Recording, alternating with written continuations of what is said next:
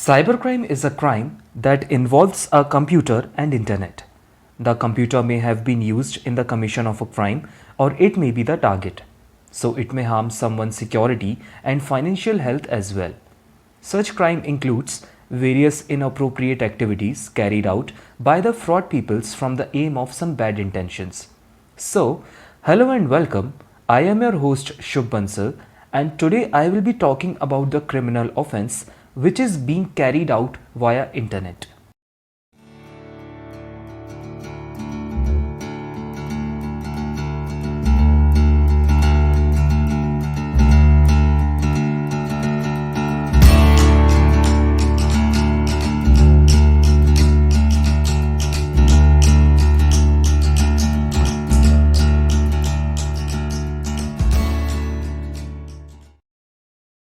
So, cybercrimes are taking place all over the world because technology has grown up to the vast level that human mind is using it brilliantly to perform crimes without getting recognized.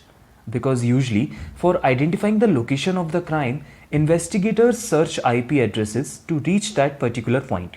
But with the advent of technology, the use of VPN has been emerged on large scale. To hide the actual location and to keep the location untraceable, people use VPN, which doesn't let anyone find the actual location from where the crime was done. But still, even if technology has grown up, humans are not 100% safe. Yes, there are cyber cells where the officers are working on very serious crimes taking place over internet because these involves stealing someone's private information or making someone's private moments recorded and many more. To counter cyber crimes, cyber cells are working on these issues to identify the criminal. And if any criminal found guilty for such crimes, it is not going to be easy for them because it is about someone's life where the criminal has tried to publicize the information from the motive of revenge. So the punishment is also very harsh that it can ruin the life of the criminal. Broadly, if we analyze or see around us, the youth is more active on internet and today's generation is more towards exploring and enjoying their life and put it on social media without even thinking about what they are posting publicly. It is not at all bad to post anything on your accounts on social platform, but sometimes things have consequences which we doesn't understand in the present moment. To discuss all these issues, we have our guest Anjali Sharma and Parth Srivastav who will be talking about the punishment and the preventions for this misconduct. I welcome you to the podcast. Thank you so much, Shub, for inviting me to this podcast. Thank you so much for inviting me. Anjali, there are many privacy concerns regarding these criminal offenses. Please give some insights on this. See, there are many privacy concerns surrounding cybercrime when confidential information is intercepted or disclosed. Initially, both governmental and non state actors are engaged in cybercrimes, including espionage, financial theft, and other cross border crimes. Such crimes are crossing international borders and involving the action of at least one nation states are sometimes referred to as cyber warfare. Warren Buffett describes cybercrime as the number one problem with mankind and poses real risk to humanity. All right. And also, there is a report by Cybersecurity Ventures predicted that global damages incurred as a result of cybercrime would cost up to $10.5 trillion annually by 2025. Government officials and information technology security specialists have documented a significant increase in internet problems and server scams since early 2001. Criminals of the World Wide Web exploit internet users' personal information for their own gain and they dive deep into the dark web to buy and sell illegal products and services. And they even gain access to classified government information which is confidential. Before going forward, I would like to mention about the types of cybercrimes for our listeners which we found majorly around us.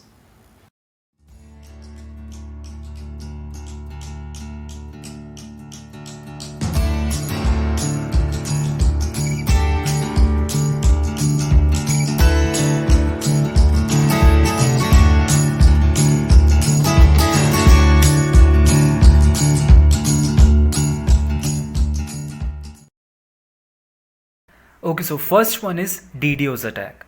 Such kind of attacks are used to make an online service unavailable and take the network down by overwhelming the site with traffic from a variety of sources. Second one is cyber stalking.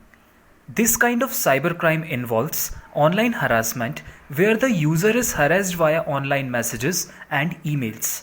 Third one is botnets.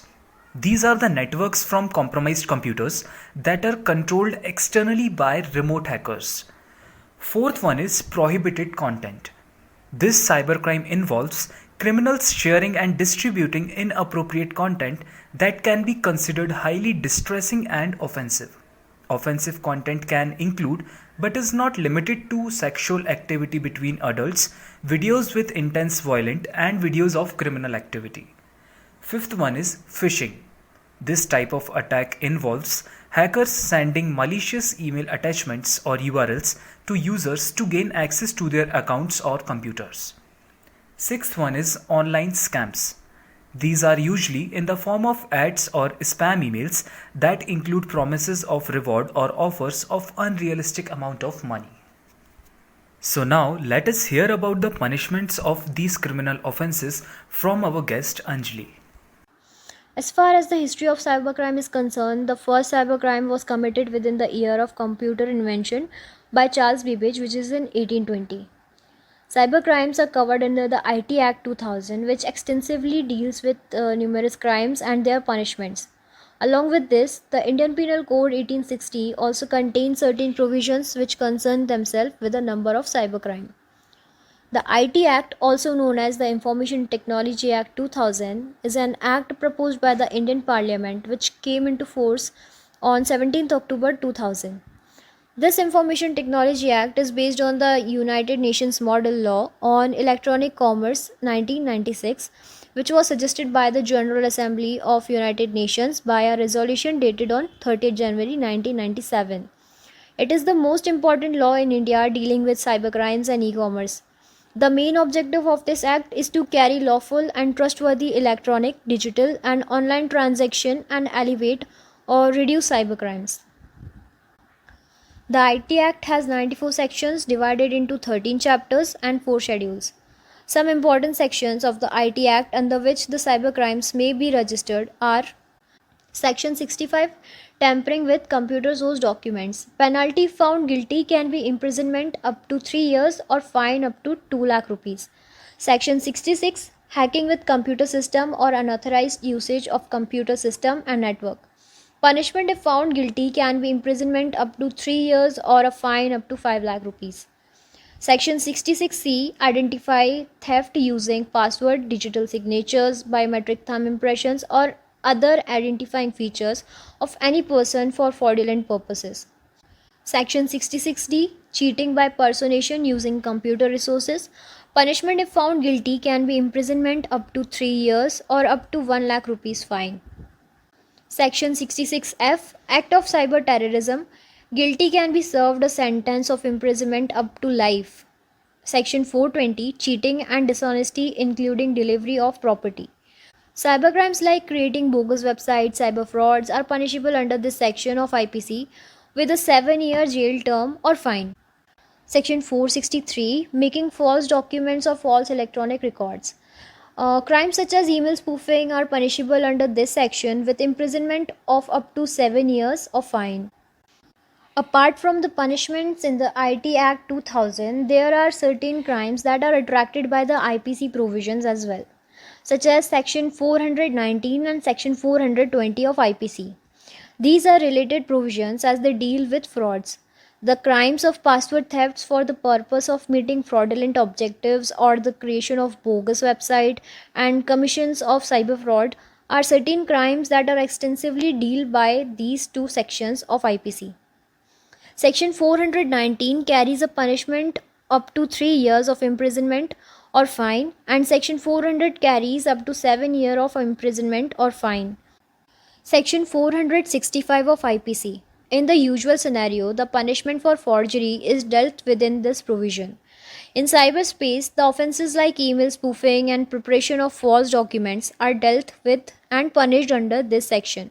which imbibes the imprisonment reaching up to 2 years or fine or both. As we already know for a fact that IT Act 2000 has an overriding effect over the IPC provision while governing the cybercrimes. There are a lot of instances where IPC provisions are applied based on the subjective circumstances of every case. Though some people feel that IPC should not have a realm to govern cybercrimes, there are numerous cybercrimes that are not extensively dealt by IT Act 2000. Hence, after the due amendments are made to the IT Act, which contains with respect to every cybercrime, then the IPC can be withdrawn from governing in the domain of cybercrimes. Thank you so much, Anjali. So, listeners, we heard about the types of cybercrimes and the punishments. Now it's time to listen the preventions. So, I would like to invite our guest Parth Srivastav to give the preventions to cure these cybercrimes.